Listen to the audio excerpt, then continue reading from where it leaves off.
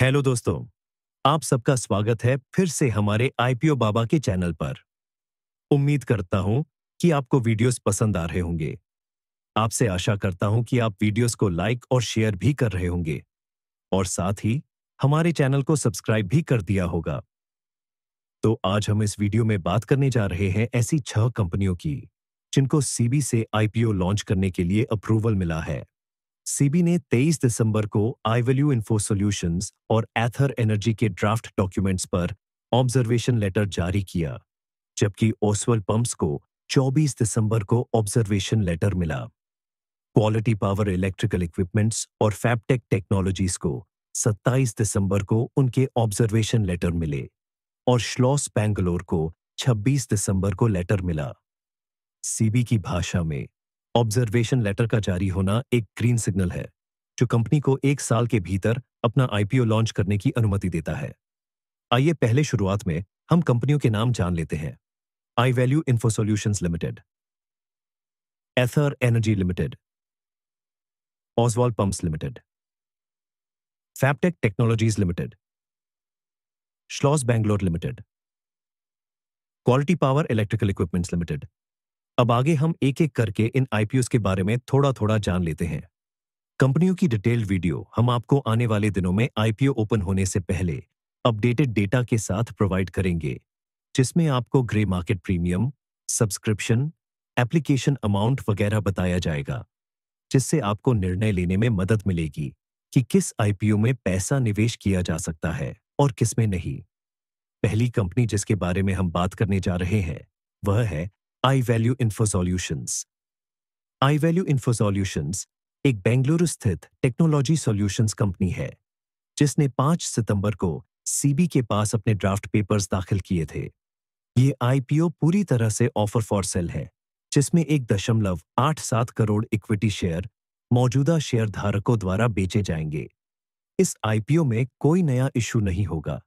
इसके परिणाम स्वरूप पूरे प्रोसीड्स ऑफरिंग खर्चों को छोड़कर बेचने वाले शेयरधारकों को जाएंगे।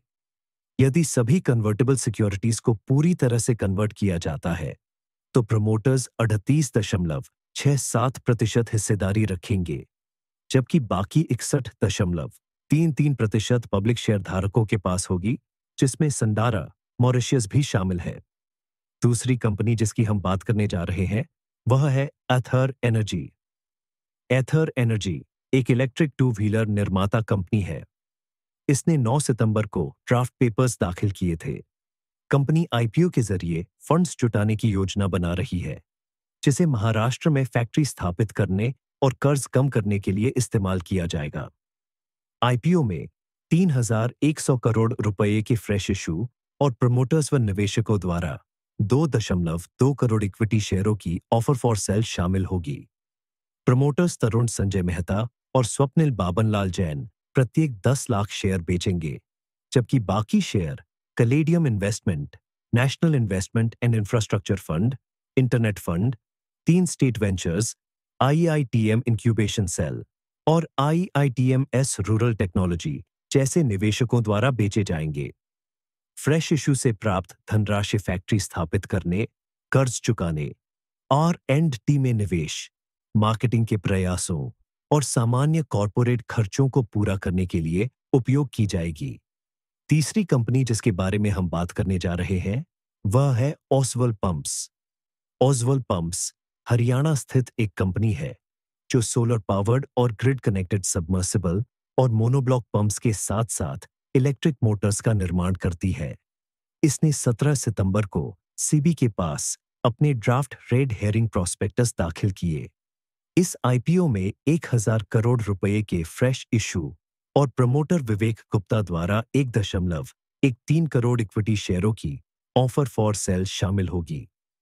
प्राप्त धनराशि का उपयोग पूंजीगत व्यय, हरियाणा के करनाल में नए निर्माण यूनिट्स की स्थापना, कर्ज चुकाने और सामान्य कॉरपोरेट कार्यों के लिए किया जाएगा। चौथी कंपनी जिसकी हम बात करेंगे वह है quality power electrical equipments. Quality power electrical equipments उच्च वोल्टेज इलेक्ट्रिकल उपकरण और समाधान प्रदान करती है। इसने 16 सितंबर को एसआईबीआई के पास अपने ड्राफ्ट पेपर्स दाखिल किए। यह कंपनी पूरी तरह से पांड्यन परिवार के स्वामित्व में है। आईपीओ में 225 करोड़ रुपए के फ्रेश इशू और प्रमोटर चित्रा पांड्यन द्वारा 1.2 करोड़ इक्विटी शेयरों की ऑफर फॉर सेल शामिल होगी।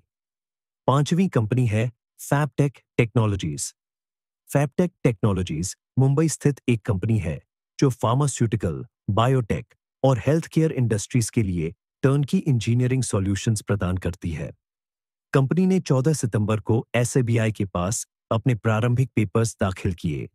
इस आईपीओ में 1.20 करोड़ इक्विटी शेयरों का फ्रेश इशू शामिल होगा और रेड हेरिंग प्रोस्पेक्टस दाखिल करने से पहले 10 करोड़ रुपए तक की राशि जुटाने के लिए एक प्री आईपीओ राउंड भी संभावित है। प्राप्त धनराशि का उपयोग वर्किंग कैपिटल, अधिग्रहण और सामान्य कॉरपोरेट उद्देश्यों के लिए किया जाएगा। छठवीं और अंतिम कंपनी जिसकी हम बात करेंगे वह है श्लॉस बेंगलोर। श्लॉस बेंगलोर लग्जरी होटलों और रिसॉर्ट्स की संचालन करता है जो द लीला ब्रांड के तहत संचालित होती है। इसने 20 सितंबर को अपने आईपीओ पेपर्स दाखिल किए और इसका लक्ष्य 5,000 करोड़ रुपये जुटाना है। यह 6 कंपनियों में से सबसे बड़ा आईपीओ है। कंपनी 3,000 करोड़ रुपए का फ्रेश इशू और 2,000 करोड़ रुपए का ऑफर फॉर सेल के जरिए धन जुटाएगी। ऑफर फॉर सेल में बेचने वाला शेयर धारक project ballot Bangalore holdings PIFC है। ये वो कंपनियां हैं जिनके आईपीओ हमें आगे आने वाले दिनों में देखने को मिल सकते हैं। अगर आपको वीडियो अच्छा लगा हो तो हमारे वीडियो को लाइक करके चैनल को सब्सक्राइब कर दीजिए। ये आपके लिए तो मुफ्त है, लेकिन इससे हमें काफी प्रोत्साहन मिलता है। डिस्क्लेमर: यह वीडियो केवल शैक्षिक उद्देश्यों के लिए पोस्ट की गई है। इसमें उल्लिखित सिक्योरिटीज केवल उदाहरण के रूप में दी गई है और सिफारिशें नहीं हैं। यह किसी व्यक्ति या संस्था को निवेश निर्णय लेने के लिए प्रेरित करने का प्रयास नहीं करता। निवेशकों को अपने शोध और मूल्यांकन के आधार पर स्वतंत्र राय बनानी चाहिए। सिक्योरिटीज मार्केट में निवेश जोखिमों के अधीन है। निवेश करने से पहले संबंधित सभी दस्तावेज ध्यानपूर्वक पढ़ें।